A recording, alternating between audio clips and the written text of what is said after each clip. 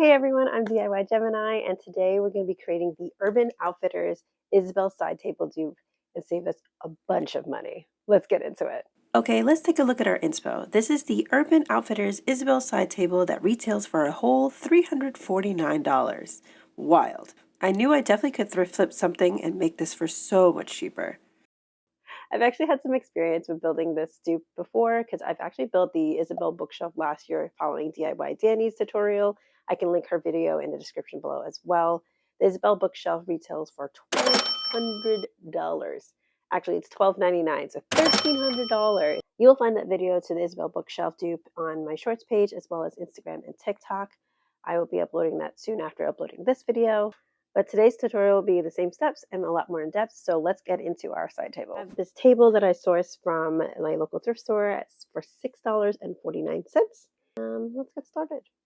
So we're going to start with our table by cutting off the ends of this side, so we have two open legs instead of a connected leg, just like our inspo.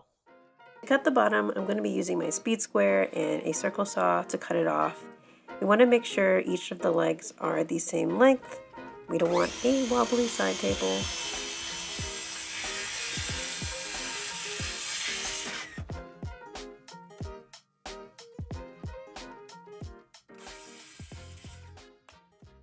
All right, now we have our cut piece. So we're going to make a shelf to go in between here. I'm just going to use the MDF piece that I have here from my last project as a cutoff and then measure out our shelf. So this is 12 3/16 wide.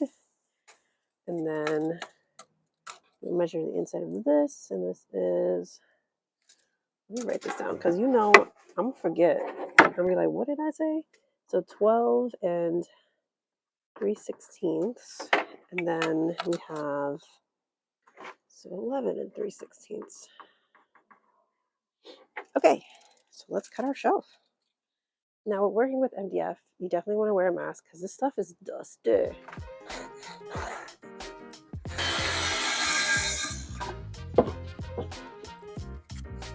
She fits. We're gonna make supports for our shelves to go on. So I'm just gonna use basically pieces of wood on the side here, like dowels, to support our shelf and have this shelf rested on. Okay, I know I look ridiculous, but safety first. I'm going to try to be resourceful and try to use one of my offcuts for the little shelf supports. So I ended up making the shelf supports 11 3/16 by 1 inch.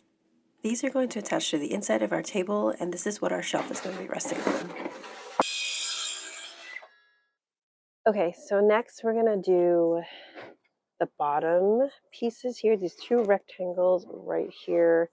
Probably going to do them like 2 inches wide, and then along the length of the bottom. And when I tell you, MDF is so messy. Like, y'all need to see this. Hold on. See, look at my shoes. Look at my pants. These were black. That's black.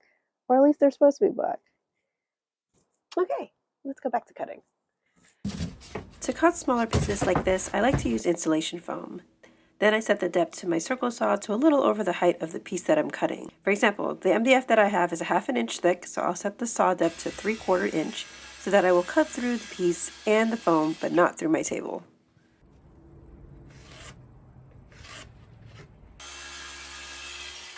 So our next step is going to be putting the shelf on and measuring how high, struggle, how high I want this shelf. So yeah, I think 9 is good. So that gives us 6 inches of room. We'll do the same thing on the other side. These are my little shelf supports. We're going to go like this. And one's going to go up there. Let's line this up with the bottom of our line because it's going to be a little bit harder for me to sand once it's attached. So I might as well do it now.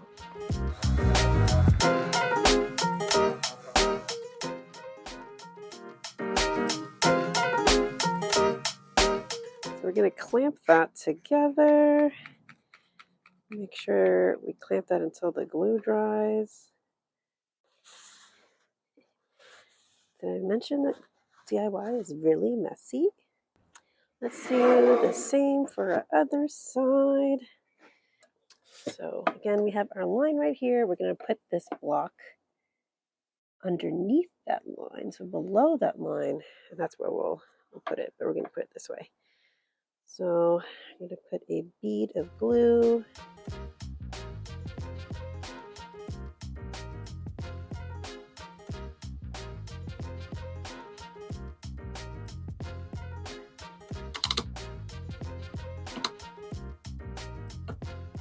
We're going to do the same things for the bottom. So we attached the two bottom pieces the same way as we did the shelf supports, just use some glue and some clamps. Now here we were going to create the fronts and the backs of the tables using MDF, but my camera died, which would have been a sign to take a second to pause and remind myself of the inspo because I didn't cut it exactly right. So the next shots is of me removing the old front piece and creating the correct one, though you'll still see the old front piece in the next step before I realized they were wrong. Unfortunately, making mistakes is part of the DIY process, and though it's frustrating, it's all part of the learning and practicing, and we'll absolutely do better for the next one. Next, to make our front and back pieces, we're going to trace the outline of the table onto our MDF piece. Here I'm measuring 9 inches from the bottom to mark where our shelf is, and then we'll do our cutouts on the top and the bottom. I want the top cut out at least an inch from our shelf at the top, and then our bottom cut out at least an inch from the bottom of the shelf as well.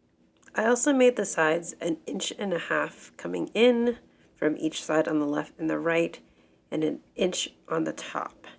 I'll show you the overall look in just a moment, but here I'm just drawing out the little curves on the corners that needed to be curved.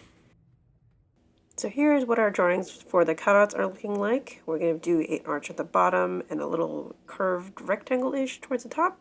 Don't mind my chicken scratch math to figure out what the middle of that arch was. Our next step is to take a drill bit the size of our jigsaw blade to drill holes into the rectangle so it makes the jigsaw a little bit easier to go in and start in the middle of the board. And we're just going to follow along that curve slowly but surely. And as I said before, MDF creates a lot of dust, so I'm just going to have my vacuum ready because it's harder to see if we don't have a vacuum side by side. If you have a friend to help you out with this too, that'd be great.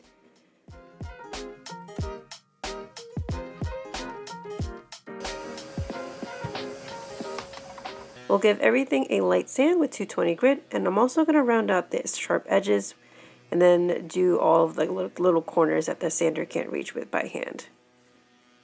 Alright, so we are ready to test fit. It looks good. So we're ready now to glue on everything. So let's take a small bead of glue all the way around. I'll smooth it out with my finger. You can also use a brush. And to secure the front piece to the rest of the table, I'm just going to use finishing nails, which are just really tiny nails, just to keep it in place and tightened to the table as the glue dries. So I found when I was hammering to start off light, then go heavy, because if you're going too hard at the beginning, you're going to end up bending the nail or going crooked because the nails are quite fragile.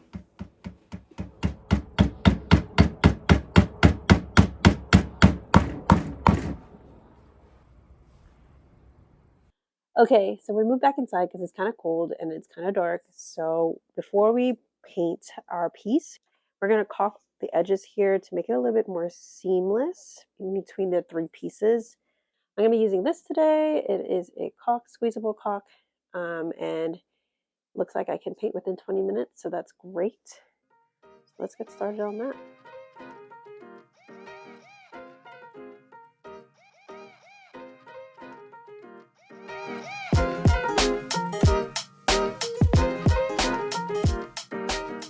Okay, so it's been 20-ish minutes, 30 minutes probably, and our caulk is pretty dry. So what we're going to do is put a light sand. Since we're inside, I don't want to make a mess, and I don't have a garage. So we're going to just sand it right here using some scrap wood, block and piece of sandpaper. I'm using 220 grit. So I know she's looking a little rough right now, but she's gonna look rough before it gets better. So we're just going to round out these sharp edges some more and round out the corner some more since it's a little rough.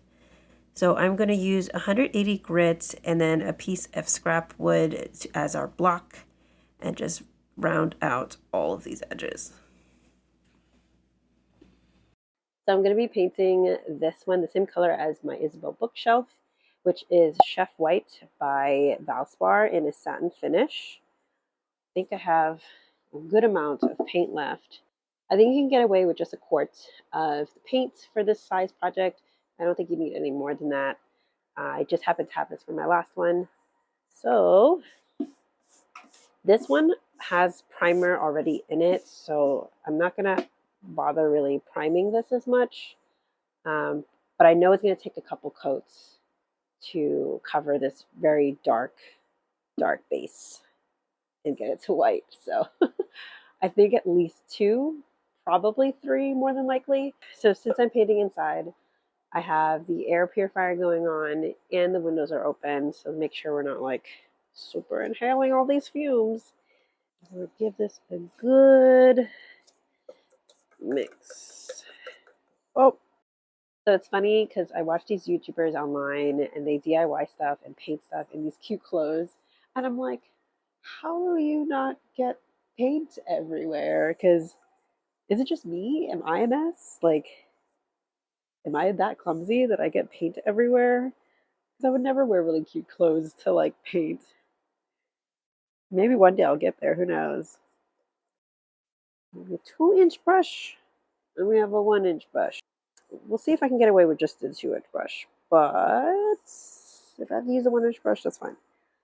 I think I'm going to start with the inside first because it'd be easier to move around this while it's dry. Let's turn it out this way. First strokes. Oh, you hear some of you asking me, why didn't we paint this before I assembled it together? And you know what? Didn't really think about it. So that was my bad. It always looks so rough at this part. So I ended up doing 3 coats of paint and I put little rubber feet on the bottom to protect our floors. And let me show you what we got.